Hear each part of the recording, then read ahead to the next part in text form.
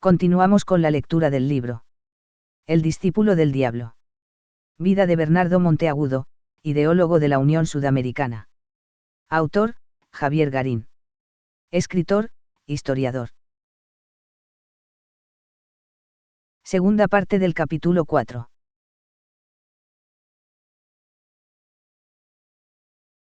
II. Castelli no llegaba al Alto Perú para dejar las cosas como hasta entonces. Traía consigo el plan de operaciones. Tenía previsto desarrollar una actividad política y militar de neto corte revolucionario. Entre sus cometidos estaba iniciar el enorme experimento de la regeneración social sobre la base de la libertad y la igualdad. Y al impulsar algunas de las medidas que tenía previstas se encontraría con inusitadas resistencias. Castelli era el jefe político de un ejército en el cual se incorporaban por primera vez los sectores populares. Él había reclutado a los gauchos de Salta y Tarija y sumado a sus operaciones a los indios, siguiendo expresas directivas de la Junta, tal como luego haría Belgrano.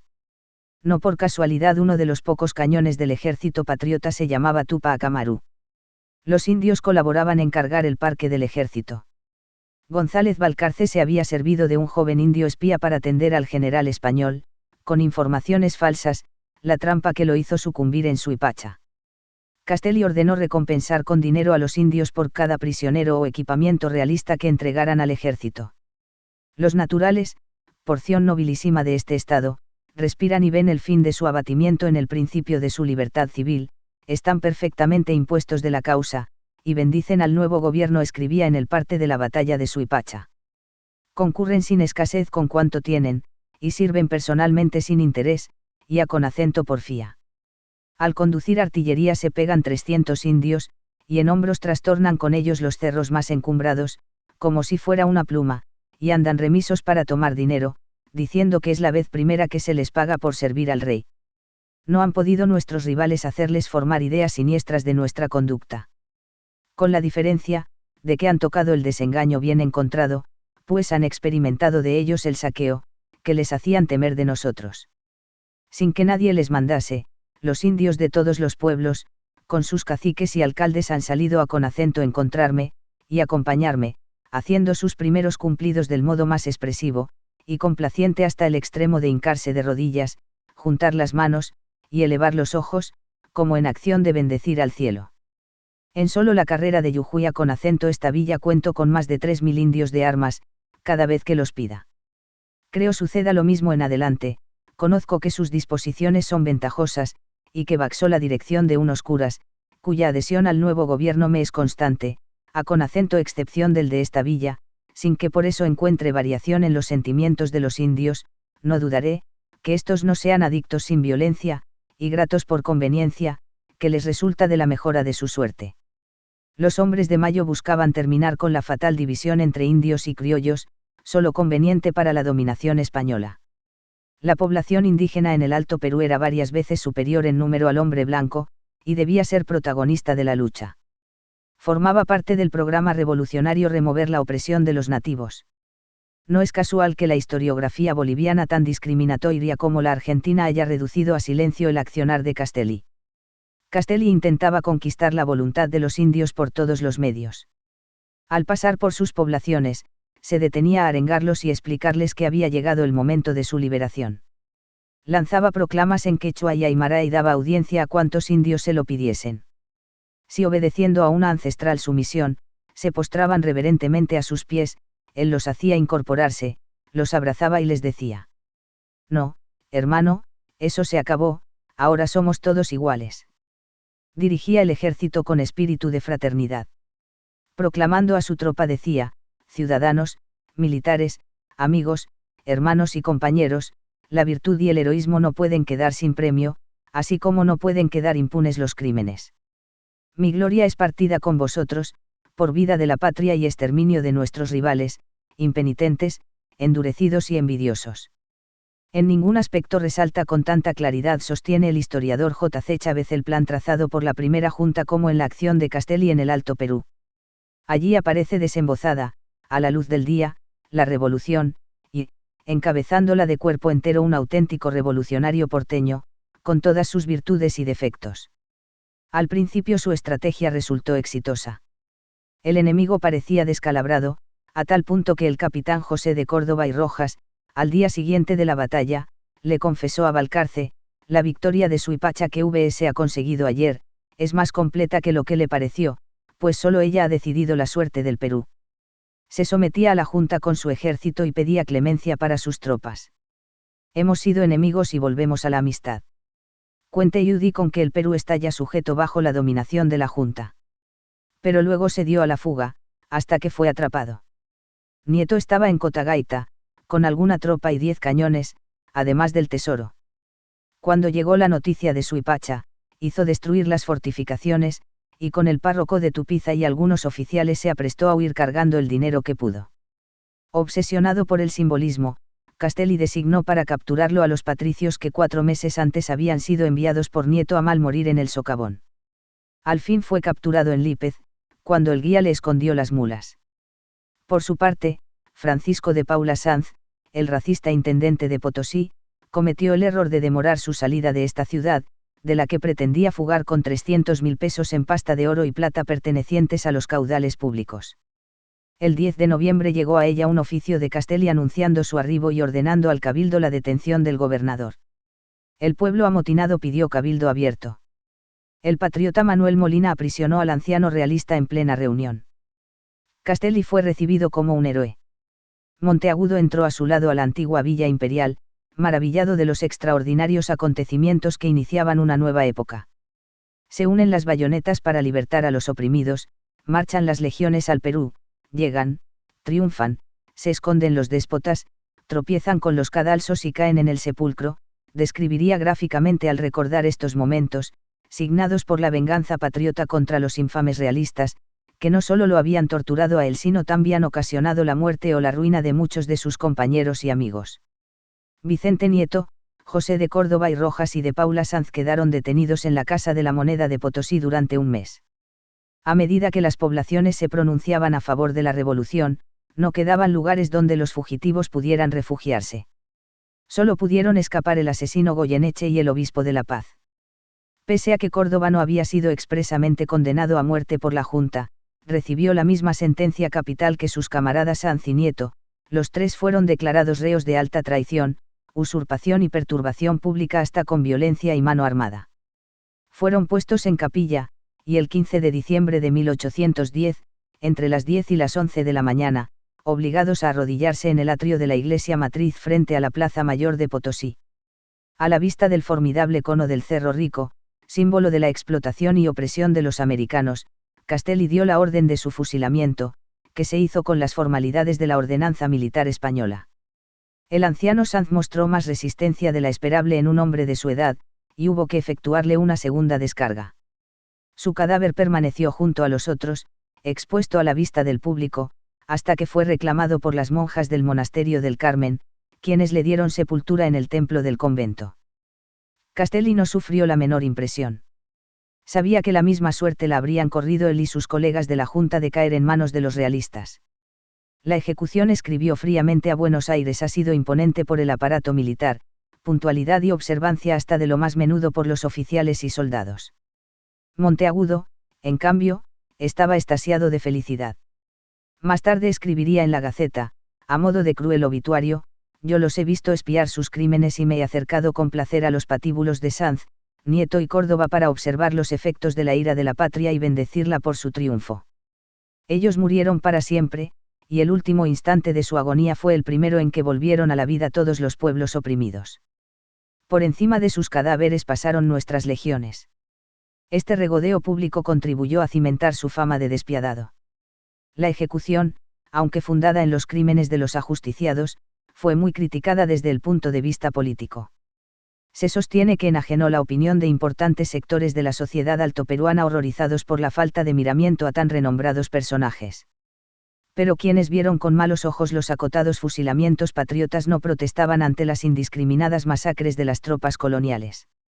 Cualquier actitud que hubieran tomado los patriotas habría sido igualmente criticada por ellos, ya que en realidad simpatizaban con el orden colonial. Aunque el autor de este libro se opone al derramamiento de sangre, hay que reconocer que se vivía una situación excepcional y que ninguna de las ejecuciones de Castelli fue arbitraria.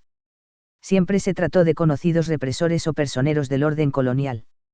El único de sus fusilados que poseyó condiciones morales y personales rescatables fue Liniers, pero su ajusticiamiento debió realizarse bajo estado de necesidad, y no sin pesadumbre por parte de quienes lo ordenaron. Con aquellas ejecuciones, así como con los destierros, quedó descabezada la contrarrevolución en el Río de la Plata. Nunca más los realistas pudieron recuperar las provincias bajas, a diferencia del resto de América, donde todas las revoluciones retrocederían transitoriamente. Y si el Alto Perú luego se perdió, no fue a causa de estas medidas, sino de un infortunio militar. El rigor contra los realistas no concluyó allí. Castelli recibió nuevas instrucciones de Moreno según las cuales el verdadero espíritu de la Junta es que no quede en el Perú ningún europeo militar o paisano que haya tomado las armas contra la capital. 53 enemigos fueron desterrados a Salta. A comienzos de 1811 hizo publicar un bando, por el cual se declaraban perdidos a los realistas sus empleos, grados, honores y bienes. También dispuso, todo acto contrario a las autoridades revolucionarias se considerará crimen de primer orden. Sus autores serán castigados hasta con pena de muerte. Difícilmente hubiera alguien en el Alto Perú que no tomara en serio la amenaza. 3. Luego de Suipacha, la situación del ejército patriota no podía ser más alentadora.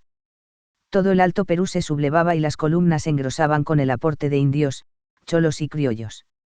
Aunque la batalla había sido de escasa envergadura en términos de las fuerzas militares comprometidas, menos 600 patriotas contra 1000 realistas, y apenas 42 muertos, el efecto político fue catastrófico para el enemigo. A las poblaciones ya insurreccionadas se sumaron Chuquisaca y La Paz.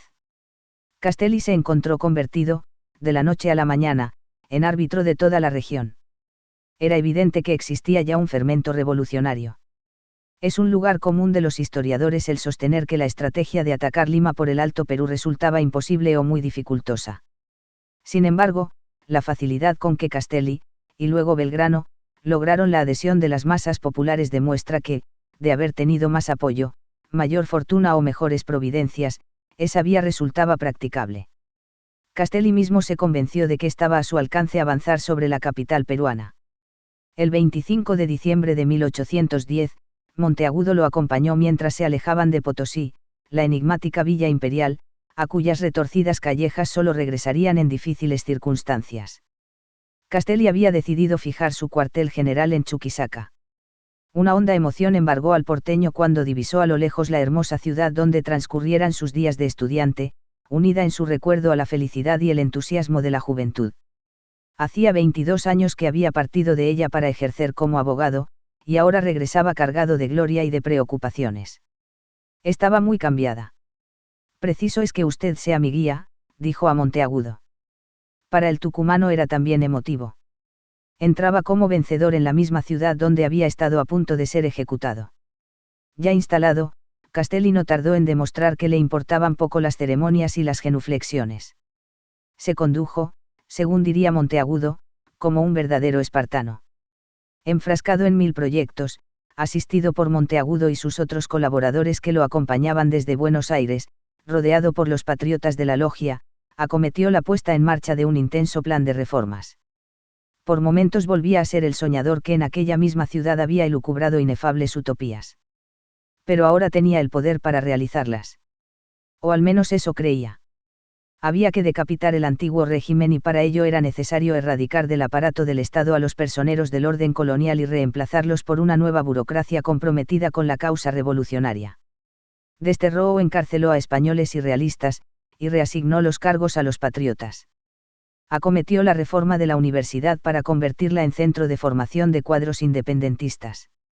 Reorganizó la Casa de la Moneda de Potosí, indispensable fuente de recursos para el fisco rioplatense. Dio nuevo vigor a las fuerzas patriotas y alentó la incorporación militar de los elementos nativos. Trabó relación con caudillos criollos e indígenas de toda la región. Algunos nombres, como los de Asencio Padilla y Juana Azurduy, quedarían desde entonces indisolublemente ligados a las luchas patrias. Decretó la libertad de tránsito y comercio. Expropió a los terratenientes realistas y repartió sus tierras entre los trabajadores.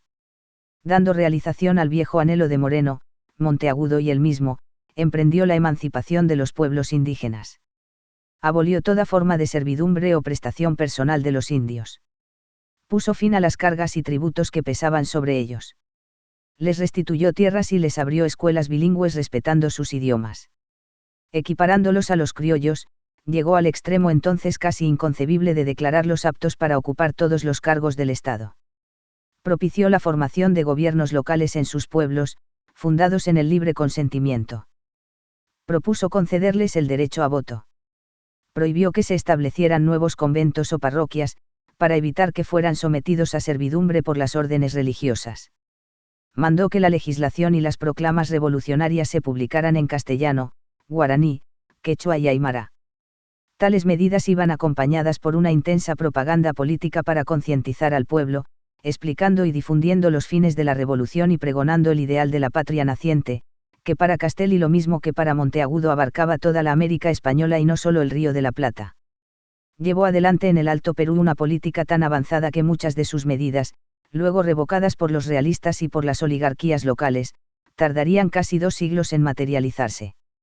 Se trataba de poner en vigor lo que Monteagudo llamaría el santo dogma de la igualdad en una sociedad rígidamente dividida en castas e impregnada del más odioso racismo. No era de esperar que estas disposiciones fueran bien recibidas por los privilegiados. Criollos y españoles diferían en intereses, pero coincidían en su voluntad de mantener a los indios en estado de servidumbre. En la Casa de la Moneda de Potosí se conserva el recuerdo de una situación histórica sobrevenida muchos años después de la independencia. La maquinaria de acuñación de monedas era tan primitiva que desde antiguo funcionaba por tracción a sangre. Las mulas que la accionaban eran traídas de las provincias bajas, y se las sometía a tan arduo trabajo que apenas sobrevivían medio año. Pero ocurrió que las guerras civiles de la Argentina obstaculizaron la importación de mulas. Las autoridades republicanas las reemplazaron, con indios. Es de imaginar cuánto durarían estos haciendo el trabajo que mataba a las mulas en 6 meses. Como se ve, no era privilegio de los españoles la brutal explotación. 2 siglos tardó Bolivia en tener un presidente indígena. Algunos historiadores han criticado las reformas sociales de Castelli como apresuradas e inoportunas, porque le restaron el apoyo de los criollos y españoles pudientes. Una vez más nos encontramos aquí con planteos falaces. Si la revolución tenía un objetivo social era instaurar la igualdad ante la ley.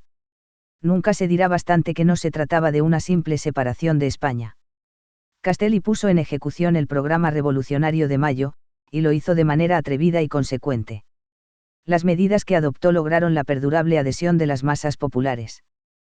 Quienes las veían con disgusto no apoyarían la revolución ni aun en el supuesto de que hubiera transigido en no adoptarlas. 4. Recostada contra las estribaciones montañosas, a orillas de una vasta y desierta planicie solo interrumpida por el lago Popó, donde se disipaban sin hallar salida las aguas desbordadas del lago Titicaca, latía la antigua ciudad de Oruro, hoy célebre por sus carnavales, entonces agitada por las peligrosas novedades de la libertad. Desde allí, el camino del despoblado continuaba hacia el norte, bordeando las altas montañas, dejando al oeste la gran altiplanicie de más de 4.000 metros de altitud, extensión desnuda, azotada por el viento, imperio del silencio apenas atravesado por rebaños trashumantes de llamas, salpicado aquí y allá por miserables caseríos de adobe y cobrizos pastores, taciturnos e inescrutables. Se avanzaba así, penosamente, por el corazón mismo del Collasuyo, una de las 4 partes del mundo en la geografía incaica. Poco a poco el camino se recostaba más hacia el este, hacia la Cordillera Real, nevada y soberbia, hasta llegar a los pies mismos del imponente Illimani, cuya cegadora cumbre de hielo traspasaba con creces los 6.000 metros sobre el nivel del mar. A su sombra, el camino se precipitaba hacia una profunda hoya circuida de cerros.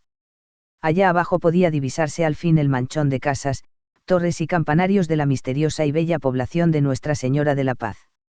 Fundada en 1548 por Alonso de Mendoza, como escala entre Cuzco y Potosí, La Paz recibió su nombre del armisticio que puso fin a la insurrección de Gonzalo Pizarro contra el virrey del Perú.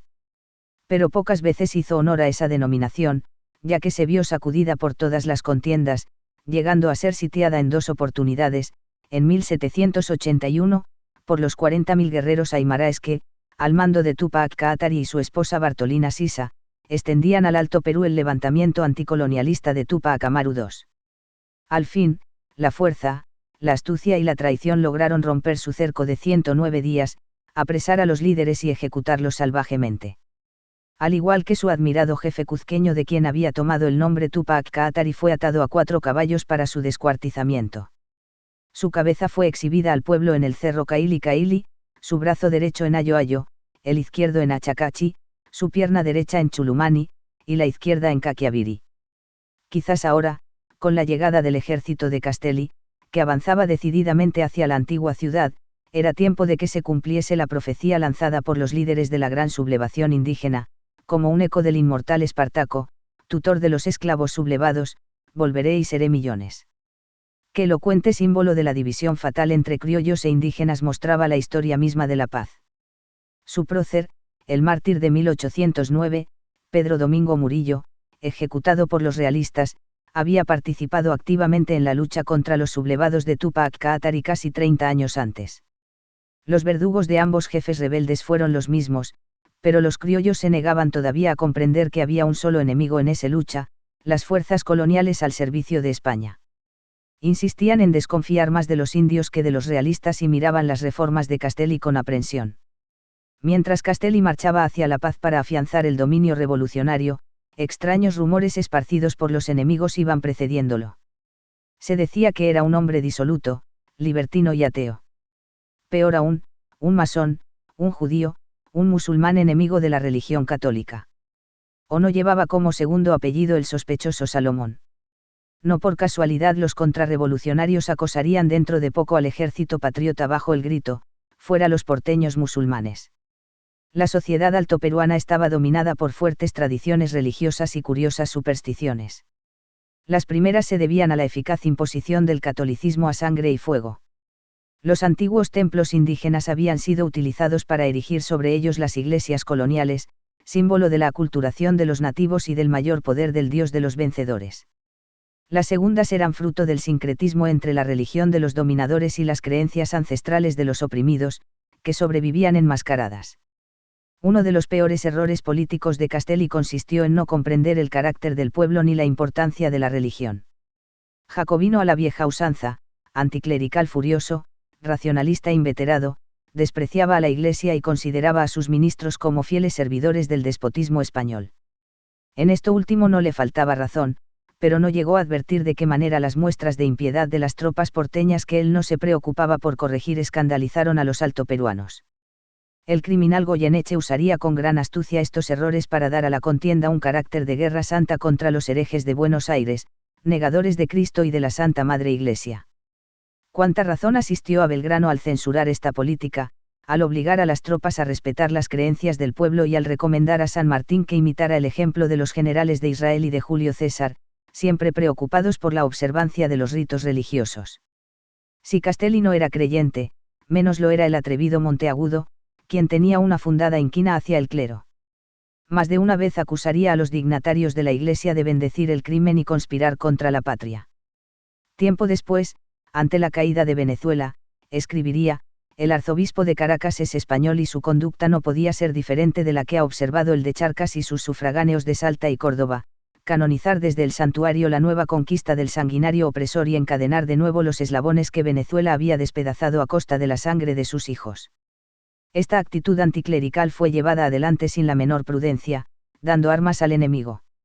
No faltaron las irreverencias con iglesias e imágenes, ni los sermones blasfemos en púlpitos usurpados, ni las burlonas invocaciones a Satanás, para escándalo de los crédulos, ni las profanaciones de lugares y objetos sagrados. Monteagudo tuvo en esto parte activa, su responsabilidad era mayor por su elevada posición en el comando político. No podía esperarse conducta más prudente de los soldados y oficiales del ejército. Uno de ellos, un tal Escobar, llegó a arrancar la cruz de una iglesia en Chuquisaca y arrastrarla por las calles sin que nadie lo sancionara, con gran horror de las almas simples. Tanta impresión había dejado este incidente que mucho después, cuando militaba a las órdenes de Belgrano, Escobar fue hecho prisionero por los realistas y remitido a Lima para que juzgara su herejía el mismísimo Tribunal del Santo Oficio. El hipócrita Goyeneche, para aprovechar los miedos supersticiosos despertados por tales actitudes, llegaría a hacer exorcizar el Palacio de la Presidencia, en Potosí, para alejar los espíritus diabólicos que había sembrado en sus habitaciones el malvado Castelli en su paso por allí. El jefe porteño fue demonizado. Pero si Castelli era el diablo, Monteagudo era su mejor discípulo. Para colmo, la entrada de las tropas a La Paz tuvo lugar el Viernes Santo de 1811. En medio del recogimiento de la fecha, los porteños irrumpieron triunfales, con gran bullicio y aparato.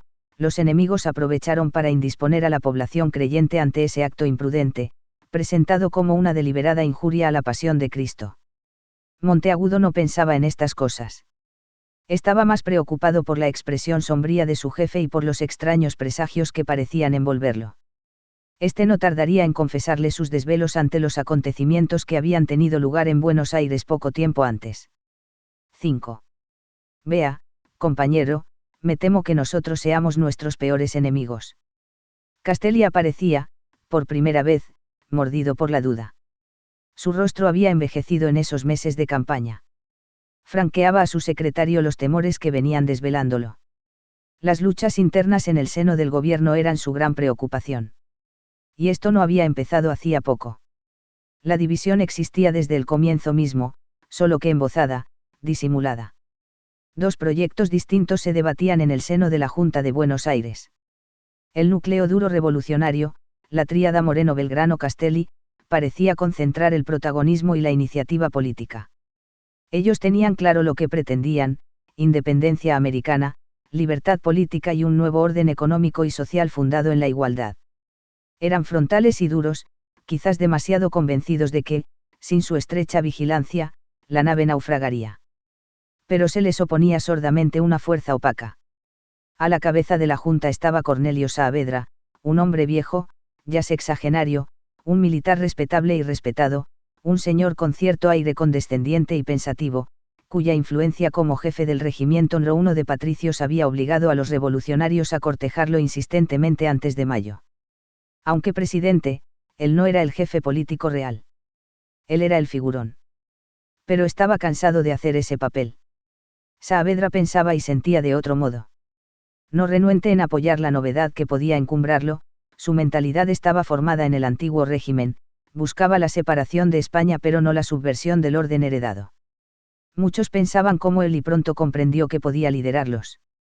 Sus acólitos estaban impacientes. En sus conciliábulos le preguntaban cómo tenía calma para soportar a sus tres colegas. Le advertían que eran peligrosos, que eran demasiado ambiciosos, que habían ganado demasiado poder. Saavedra sonreía tranquilizadoramente. Había que dejarlos, a los muchachos. Su condescendencia tenía algo de paternal. Era el hombre maduro, jugaba el rol del equilibrio que proporcionan los años. Castelli ahora advertía cuánto se habían confiado, en su imprudencia, ante aquel hombre de aspecto mesurado, aquella fuerza opaca. La ambición corroía a Saavedra. Estaba dispuesto a acaudillar a los descontentos, a los que no compartían el rumbo jacobino de los primeros meses de la Junta, incluso a trabar alianza, si era necesario, con el partido españolista, siempre que le permitiera conservar el poder. Pero el viejo militar nunca se precipitaba. Era ya famosa la frase que había pronunciado en otros tiempos, cuando lo instaban a deponer a las autoridades españolas: dejemos que las brevas maduren y luego nos las comeremos. Hoy lo llamarían un tiempista. También en la Junta, Saavedra esperó a que las brevas maduraran. Cuando los hombres de su facción, el ala derecha del Movimiento de Mayo, pretendían que atacase a los jacobinos, que no los dejase conquistar tanto poder, él pensaba, quizás como Lao Tse, que para hacer que algo caiga, primero hay que levantarlo. Dejen a los muchachos que se hagan cargo, ellos que se las saben todas. Quieren manejar el periódico. Que lo hagan. Quieren fiscalizar a los ejércitos. Que los conduzcan ellos. Si les va bien, nosotros los hemos apoyado. Si les va mal, ya nos encargaremos de cepillarlos. Solo rodeémoslos de nuestra gente, para que no puedan hacer tanto desastre ni tampoco encumbrarse demasiado. Moreno, Castelli y Belgrano, unidos, eran formidables. Si se los separaba empezarían a flaquear. Se planteó la expedición al Paraguay. Que vaya un hombre de la Junta, nadie será más confiable. Que vaya Belgrano. No es una verdadera misión militar, es una campaña política. Veamos cómo se arregla. ¿O será que solo quiere disfrutar de la capital? Y Belgrano partió en esa expedición insensata, digna de unas cabezas acaloradas, como él mismo diría después. Partió a enredarse en insospechadas combinaciones, a organizar el litoral, a congeniar con Artigas en la banda oriental, como recomendaba el plan de operaciones. Cosechó apoyos a su paso. Fue hasta las Misiones y emancipó a los guaraníes. Cruzó el Paraná, avanzó sobre Asunción. Y allí quedó chapoteando en los esteros, perseguido por nubes de mosquitos, atravesando tierras arrasadas, hostigado por enemigos inesperados. Tocado. Había que invadir el Alto Perú. La Junta no puede confiar en sus generales ni para fusilar a un traidor, debe mandar a uno de los suyos. Que vaya Castelli. El propio Moreno lo instó con entusiasmo.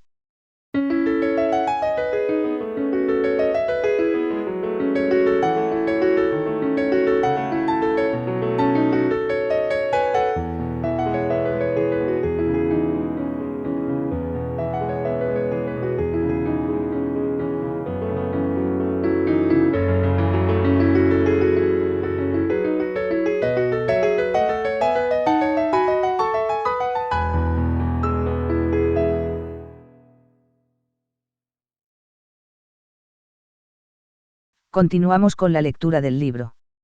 El discípulo del diablo.